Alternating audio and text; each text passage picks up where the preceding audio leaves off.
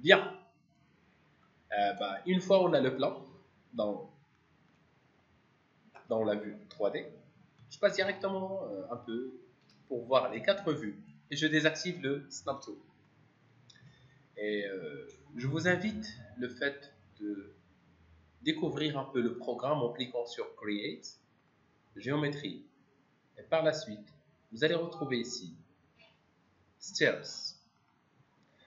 Stairs, c'est quoi? Si je clique sur Straight Stair pour créer des escaliers 3, je clique l'épaisseur et je monte vers la hauteur. Format L, c'est vraiment un jeu d'enfant, le fait de créer des escaliers ici, mais ce n'est pas précis. Autant que manière de création des escaliers, je vous invite d'utiliser les escaliers de Archicad, c'est plus précis. D'accord? Donc, L, format L, je crée le L et je monte vers le haut. U, la même chose. L'épaisseur et je monte. Spirale. Et je monte. Les 4 types des escaliers qui sont disponibles. Une fois on clique sur un de nos escaliers et je clique sur Modify, par la suite, je trouve qu'il y a des modificateurs, Strangles, Left Right, Right Path, Right Light, on est d'accord. Les layouts, comme ça, on est d'accord. Si ça commence de la droite ou de la gauche. Les valeurs, vous pouvez spécifier vraiment les valeurs. Okay. La longueur et le décalage. C'est-à-dire, le tout est programmé ou pré-programmé, soi-disant, on est d'accord. La hauteur, rise, et c'est bien sûr totalement, soi-disant, bien calculé entre le nombre des marches. Okay. Vous pouvez, soi-disant, ajouter plus de nombre de marches. Vous allez voir que les valeurs se changent. C'est bon? Si je clique, je sélectionne et je supprime, et je passe directement vers la vue d'eau, par exemple ici, et je veux insérer des escaliers extérieurs, soi-disant, c'est hyper facile. Je clique sur Create, Straight, par exemple, ou bien L, format L. Okay. Je vais créer de l'accrochage, de préférence, on est d'accord, avec la grille, par exemple. Je clique et je maintiens la sélection par rapport à la grille. Une autre fois, je désactive le Snap Toggle. Et ben voilà, mes escaliers. Je clique sur Modify. Je change les valeurs selon le besoin. On est d'accord? Ok. Et par la suite, il suffit juste de faire des rotations. Ok. Avec Angle Snap Toggle. Et faire des rotations selon le besoin.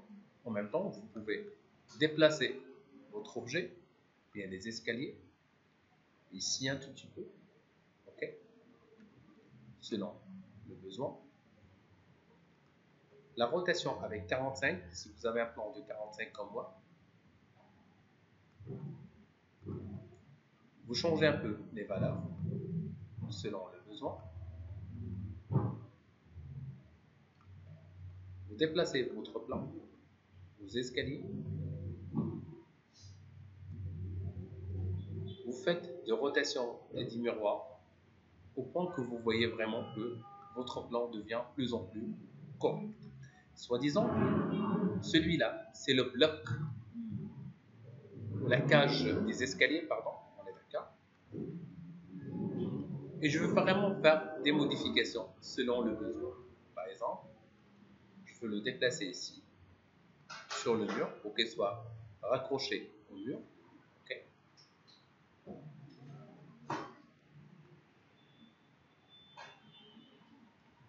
Bien sûr, je peux activer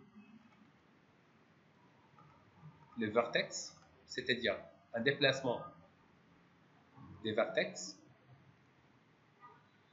ce point-là, dans cet endroit, ce qui crée un accrochage direct avec l'objet sélectionné. Je désactive les options. La valeur de préférence qu'elle soit à 0. Je commence à étudier un tout petit peu ma forme. Les hand rides, left et right.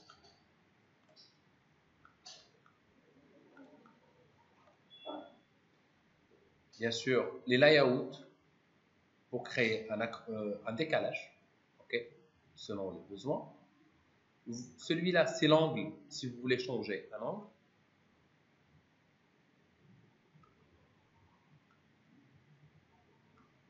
Le nombre des marches, vous pouvez ajouter le nombre des marches quand vous voulez. 16, 17. Dans le total, 18. Ok. Le thickness, c'est l'épaisseur.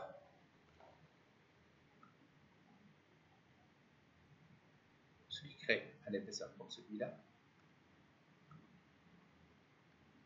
Voilà l'ensemble des modificateurs carriage, l'épaisseur de carriage, ainsi le width, railing. Chaque modificateur ici, que vous le retrouvez, vous allez retrouver bien sûr des informations qui vous permettent tout simplement de le modifier.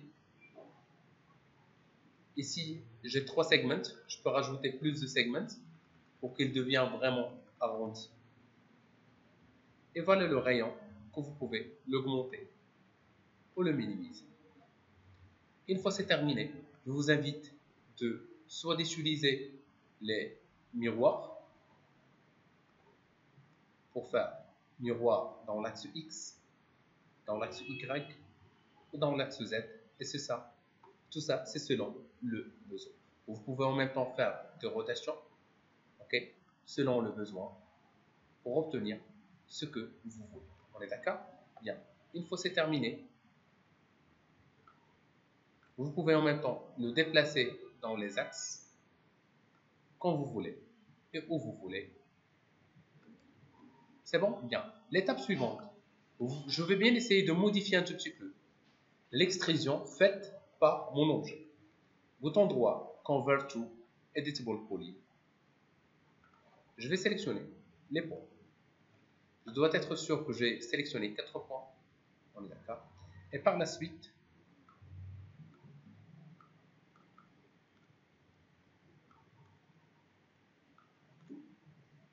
je peux déplacer les points que je viens de créer, soit d'une manière manuelle, on est d'accord, ce qui décale un tout petit peu le plan, on est d'accord, soit avec une manière de calcul, c'est-à-dire le fait de calculer les valeurs que vous avez ici. Une fois c'est terminé, maintenant vous avez l'ouverture directe vers les escaliers. Le plafond, le sol et aussi le rendu. Pour créer un rendu, il vous faut bien sûr 3 éléments primordiaux. La première des choses, si je clique sur H,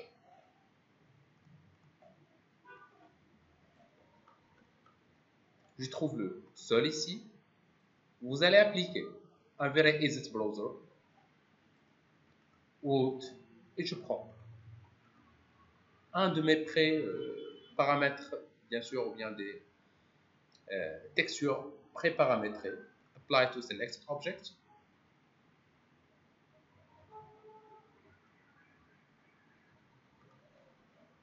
Je clique sur l'objet. Un Show Shaded Material in Viewport. Comme d'habitude, on va utiliser le UVWMap. Et le voilà. Le plafond, bien sûr, je clique sur Convert to Editable Poly. Et je vais bien essayer de dessiner une forme qui me permet de voir un tout petit peu. Ok, et ça c'est très important. Restez avec moi s'il vous plaît. Donc, je clique sur Line. Ok.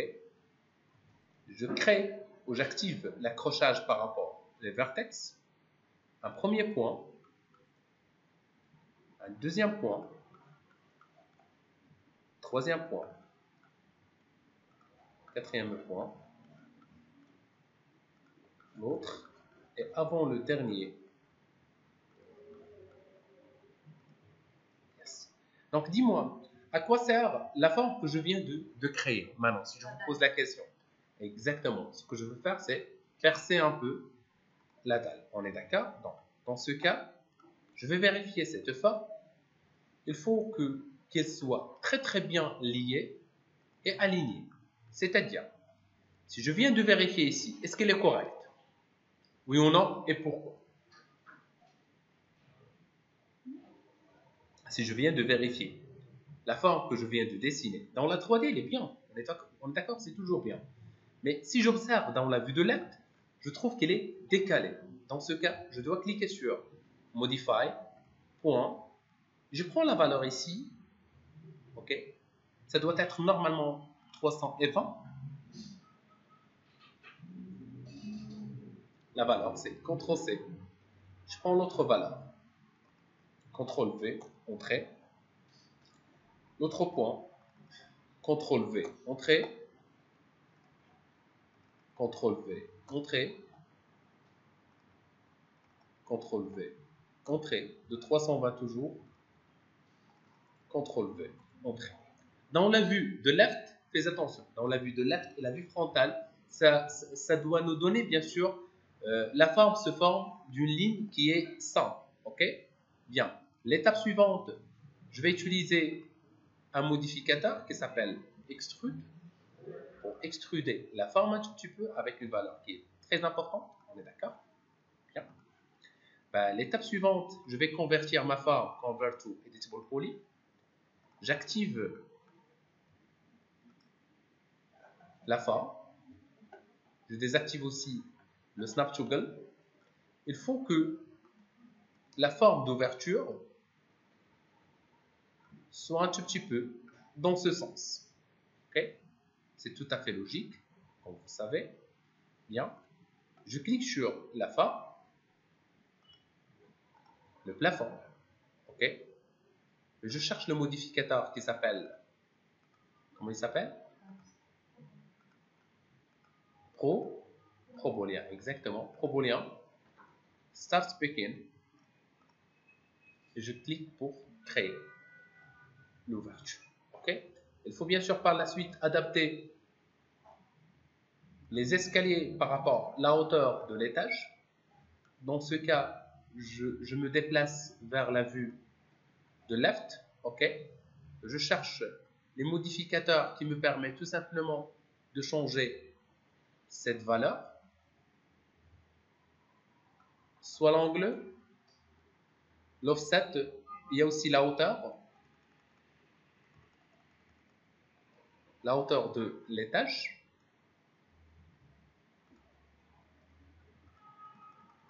Tout doucement, au point que je touche,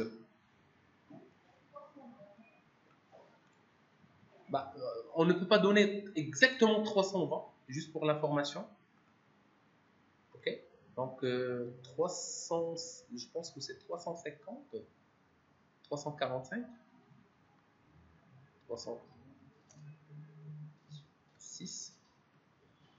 Je rajoute avec des petites valeurs. Il faut qu'elle touche vraiment.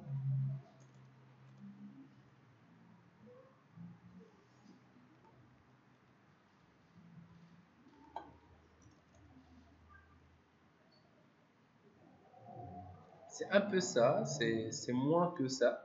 Ok, donc 350, 348, je pense, exactement. Et ben voilà. Maintenant, si vous observez, on vient de toucher les bords, ou bien maintenant un tout petit peu les escaliers sont à fleur par rapport le sol. S'il y a des modifications à faire par la suite, juste pour l'information, vous cliquez sur les escaliers Convert to Editable Poly, on est d'accord? Et vous cliquez sur Elements et vous pouvez sélectionner l'objet autant que élément, c'est-à-dire vous pouvez le déplacer manuellement, on est d'accord, et même les autres objets. Bien, voilà un tout petit peu le concept des escaliers, on est d'accord. Et pour le rendu, juste pour l'information, il vous faut deux éléments. Le premier élément, c'est la lumière. Donc, V-Ray Lights, ok, sous forme de doux, c'est déjà fait, on est d'accord, on a déjà fait cette option. Il faut qu'elle soit à l'extérieur. Et l'autre élément, c'est la lumière, pardon, c'est la caméra. Il faut qu'elle soit vraiment V-Ray, physical caméra, on est d'accord. Et vous commencez à créer des vues, comme ça. Et ça peut être plusieurs vues en même temps, c'est-à-dire, voilà ma nouvelle caméra. Je peux la sélectionner ainsi sans target en maintenant la touche contrôle. Je clique sur la touche C, Modify, H Select Camera, et je peux changer bien sûr les angles, c'est-à-dire je peux créer plusieurs caméras en même temps, ok. Je peux faire des rotations du caméra, hein, et je peux dupliquer la caméra. Ça, c'est la chose la plus importante. Dupliquer une caméra, c'est hyper facile. On clique sur une caméra existante qui s'appelle V-Ray Caméra 1 et CTRL V comme d'habitude, mais cette fois copie s'il vous plaît. Ou bien instance. Bon, c'est à vous de voir, c'est selon le besoin, on est d'accord. Et je peux totalement déplacer la caméra, ok, que je viens de recréer ou bien de dupliquer. En cliquant sur la touche CTRL, je peux déplacer une caméra ou bien la deuxième caméra. Comme ça. Ok. Et dans le rendu, si je clique sur C, j'observe qu'il y a une fenêtre flottante qui me propose deux caméras cette fois. Caméra 1 et caméra 2. Et le rendu, maintenant, on peut le voir selon les options qu'on a. Mais il nous faut bien sûr de la lumière. Bien. La lumière, comme d'habitude, il faut télécharger un V-Ray HDRI dans le site. Donc, il s'appelle V-Ray HDRI Heaven. C'est le site Holy Heaven. Exactement. Et dans les HDRI, vous êtes censé normalement de spécifier outside. On est d'accord? Outdoor. Ok. Et vous téléchargez une texture ou bien un HDRI. C'est bon? Bien, c'est tout. Donc il suffit juste de la sélectionner et l'importer dans le plan de travail. Ok? Ou bien, la deuxième technique, bien sûr, la vidéo qui parle de tout ça est déjà existante. Bien. Ou bien, il y a une deuxième technique, c'est le fait d'utiliser le V-Ray Sun. Et pour cette raison, donc, vous cliquez sur Light, V-Ray Sun, ok, et vous glissez une source lumineuse vers l'intérieur. Oui. Vous sélectionnez avec Select and Move la source dans une vue de left vers le haut et Shift Q et vous lancez le premier rendu. Bien sûr, il y a des murs en bleu. Qu'est-ce qu'il faut faire? Il suffit juste de sélectionner, arrêter le rendu, sélectionner le mur, cliquons sur M, importer un nouveau matériel en cliquant pour sélectionner le blanc, une petite réflexion s'il vous plaît, et vous lancez le premier rendu qui est hyper réaliste même avec les paramètres de base qu'on vient d'insérer. On est d'accord? Bien.